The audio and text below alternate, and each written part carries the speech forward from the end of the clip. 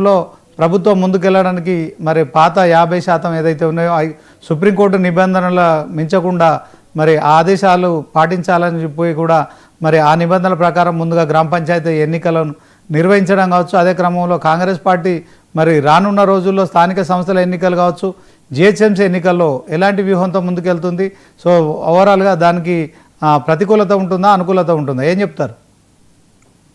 శ్రీనివాస్ గారు, మీకు, రామూర్తి గారికి, అట్లాగే 99 టీవీ ప్రేక్షకులు నమస్కారం.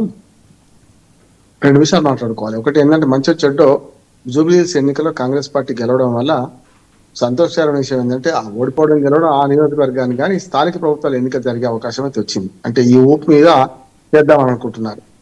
కానీ రేవంత్ రెడ్డి గారు కారణం కూడా చెప్పేశారు. ఏ కారణం అంటే, బండి సంజయ్ అదే విమర్శిస్తున్నారు. 3,300 కోట్ల రూపాయలు కేంద్ర ప్రభుత్వం నుంచి రావాల్సి ఉన్నది, ఆ డబ్బుల కోసమైనా పాత రిజర్వేషన్ పోతామన్నారు. డబ్బులు ఇచ్చేది మేమే కదా, దానికోసం చేస్తున్నారు, ఎవరికి ఓటు వేయాలి అని ఆయన అడుగుతున్నాడు. బండి సంజయ్ ఏమంటున్నారంటే, డబ్బులు ఇచ్చేది మేమే, 3,300 కోట్లు ఇవ్వాలని ఎన్నికలు పెడుతున్నారు, బీసీలకు అన్యాయం చేసిందని ఇప్పటికే ప్రచారం మొదలైపోయింది. కానీ ఏదైనా సరే స్థానిక ప్రభుత్వ ఎన్నికలు జరగడానికి మార్గం సుగమమైంది. కానీ గతంలో ఉన్న రూట్ మార్చారు. గతంలో ఏమన్నారంటే, ఎంపీటీసీ జెడ్పీటీసీ ఎలక్షన్ మొదలు పెడతాం, ఆ తర్వాతనే అన్నారు. నేను ఆనాడే అన్నాను, మీరు పప్పులో కాలేస్తున్నారు, జెడ్పీటీసీ ఎంపీటీసీ జెడ్పీటీసీ పెడితే పార్టీ గుర్తులు ఉంటాయి, గుర్తు లేని ఎన్నికలు పెడితే కనీసం సమర్థించుకోవడానికి అని ఉంటుంది. ఏ దోట్లో ఇన్నా మాదే దూడ అనవచ్చు, ఎవరు గెలిచినా మాదే అనవచ్చు, కానీ ఇక్కడ అవకాశమే లేదు కదా, పార్టీ టికెట్ ఇవ్వాల్సి వస్తుందని అన్నాను. ఇప్పుడు అనుభవానికి వస్తే తత్వం బోధపడ్డది. ఎట్లాగూ పార్టీ టికెట్లు లేవు కనుక, ఇచ్చేది లేదు కనుక ఇప్పుడు 42% రిజర్వేషన్, 23 రిజర్వేషన్ సమస్య రాదు ఇక్కడికి వస్తే. ఏది కానీ రిజర్వేషన్ ప్రకటించినప్పుడు మాత్రం ఉంటది కదా, మీకు టికెట్ ఇవ్వరు. కానీ ఏ సీటుకు, ఏ సర్పంచ్ సీటుకు బీసీ రిజర్వేషన్, ఏ సర్పంచ్ ఎస్సీ ఎస్టీ రిజర్వేషన్, ఏది జనరల్, ఏది మహిళ నిర్ణయించుకోవడం జరగదు కదా. కనుక ప్రజలకు అర్థమైపోతుంది, ప్రజలకు చెప్తున్నట్టయితే వీళ్ళు టికెట్లు ఇవ్వరు కనుక వీళ్ళు తప్పించుకోవడానికి అవకాశం ఉంటుంది. కానీ ఎంపీటీసీ, జెడ్పీటీసీ, మున్సిపాలిటీ అన్ని పదవి కాలాలు అయిపోయింది. శ్రీనివాస్ గారు, 2025 మార్చి జనవరి 31 నాటికి 2024 మన 23 నాడు ఎన్నికలు జరిగితే 24 జనవరి 31 నాటికి పదవి కాలం అయిపోయింది. 25 అయిపోయింది, మళ్ళీ 26 సంవత్సరం కూడా ఇంకో నెల అయితే వస్తుంది కదా, చూస్తున్నాం. డిసెంబర్ వెళ్తే మళ్ళీ ఇంకో 2 నెలల్లో 2 ఏళ్ళు అయిపోతుంది. పంచాయతీ సర్పంచులు ఖాళీ ఉన్నారు, పంచాయతీ వార్డు మెంబర్లు కూడా ఖాళీ ఉన్నారు. అట్లానే పోయిన 2024 జూన్కి ఎంపీటీసీ పదవి కాలం అయిపోయింది, జెడ్పీటీసీ పదవి కాలం అయిపోయింది. మున్సిపాలిటీలు కూడా ఆల్మోస్ట్ ఆల్ జూన్ జూలైలో అయిపోయినాయి.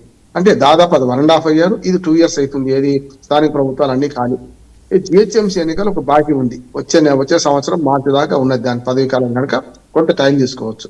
ఏదైనా సరే ఇవాళ పాత రిజర్వేషన్ పోవడానికి సిద్ధమైనరు.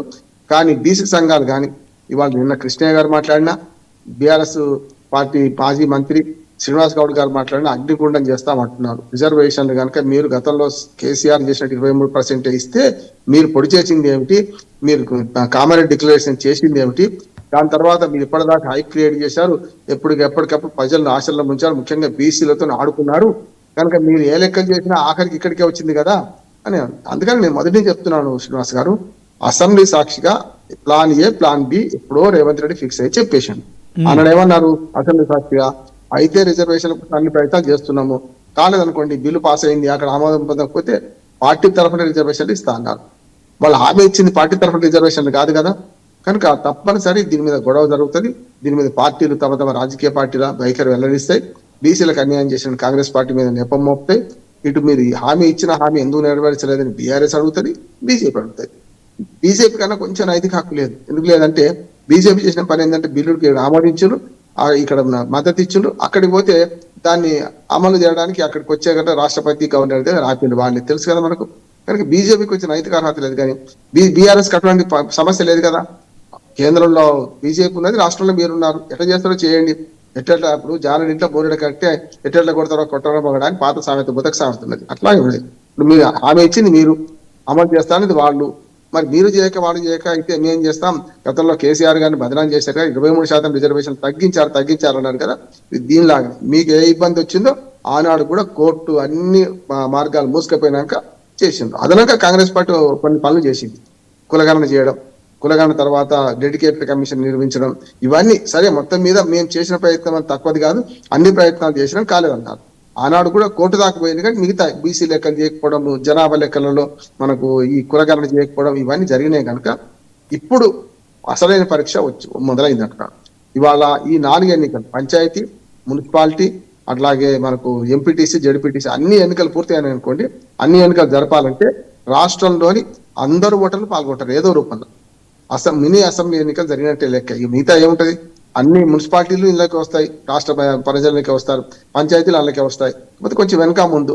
కానీ పంచాయతీ ఎన్నికలు మనం దానికి మొదలు పోవడం మాత్రం మంచిదే అయింది. నా ఉద్దేశం ఏంటంటే కొంచెం ఇబ్బంది తక్కువ ఉంటుంది ఇది కాంగ్రెస్ పార్టీకి. చూద్దాం ఏం జరుగుతుందో. ఇప్పటికే ఎలక్షన్ కమిషన్ కూడా 23వ తారీఖు దాకా మళ్ళీ ఎన్నికల ఓటర్ లిస్టు జాబితాను సవరించే ప్రయత్నం చేస్తుంది. ఇప్పటికి కూడా నేను పార్టీలందరికీ విజ్ఞప్తి చెప్తున్నా, దొంగ ఓట్లు ఉన్నాయి, మా ఓట్లు లేవు, తీసేసి అనకుండా ఈ 5 రోజులు ఉపయోగించుకోండి. కాంగ్రెస్ పార్టీ కాదు, అన్ని పార్టీల కార్యకర్తలు యుద్ధ ప్రాతిపదికన పనిచేయాలి. గ్రామంలో ప్రతి వార్డు మెంబరు మహా అయితే 100-200 కూడా ఉండే, కొన్ని చోట్ల అయితే 50 ఓట్లకే వార్డు మెంబర్ ఉంటాడు.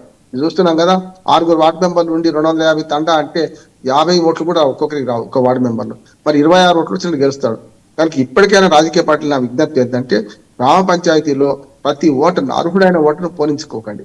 చచ్చిపోయిన ఓట్లు ఉంటే తీసేయించే ప్రయత్నం చేయండి. 2 చేయొచ్చు. ఇప్పుడు 5 రోజుల టైం ఉన్నది, 23 దాకా ఓటర్ లిస్టుల సవరణలో రాజకీయ పార్టీలు బాధ్యతాయుతంగా పనిచేయాలి. తర్వాత ఓటు చోరీ అని ఒకరు, ఎలక్షన్ చోరీ అని ఒకరు, ఇవి పెట్టుకుంటే లాభం లేదు అంటున్నాడు. ఇప్పటికే చూస్తున్నాం కదా మనం. అది జరగకుండా ఉండాలని రాజకీయ పార్టీలకు బూత్ లెవెల్ కార్యకర్తలు ఉంటారు, ఏ పార్టీ ఏజెంట్లు ఉన్నారు, వీళ్ళందరూ ఆ పని చేయాలి. అన్ని పార్టీల వాళ్ళు అంటున్నాడు. ఎన్నికల ఓటర్ లిస్టు సక్రమంగా ఉంటే 99% ఆట సరిగ్గా ఉంటుంది. ఎన్నికల ఓటర్ లిస్టులో ఒక్క అనర్హుడు ఉన్నా, లేకపోతే అర్హులు ఇద్దరు ఒక్కరు మిస్ అయినా కూడా రేపు పంచాయతీ ఫలితాలు కూడా మారిపోయే పరిస్థితి ఉంటుంది. కనుక అన్ని పార్టీలు పంచాయతీ ఓటర్ లిస్టుల సవరణలో 5 రోజులు పాల్గొనాలి. ఓటు హక్కు మనది, మన గౌరవం, ఓటు మన గౌరవం. ఓటు వేద్దాం, ఖచ్చితంగా అడుగుదాం. గ్రామ పంచాయతీలకు అయితే మనకు అవసరమే లేదు. హైదరాబాద్ లాంటి నగరంలో ఎంత మోటివేట్ చూసాం కదా. 3 పార్టీలు మనం ఎంత ప్రయత్నం చేస్తే 2 లక్షలు దాటవు అంటే అది 2 లక్షల ఓటర్లు కూడా దాటలే కదా. అన్ని 1,00,000 మంది లేనలేరు, అసలు 1,00,000 మంది ఓట్లే లేరు. అక్కడ 3-4 చోట్ల ఉన్నవాళ్ళు ఆంధ్ర తెలంగాణలో ఉన్నారు, అది వేరు జూబ్లీ హిల్స్. కానీ ఇప్పుడు అట్లా కాదు, గ్రామంలో ప్రతి ఓటు కీలకమైంది.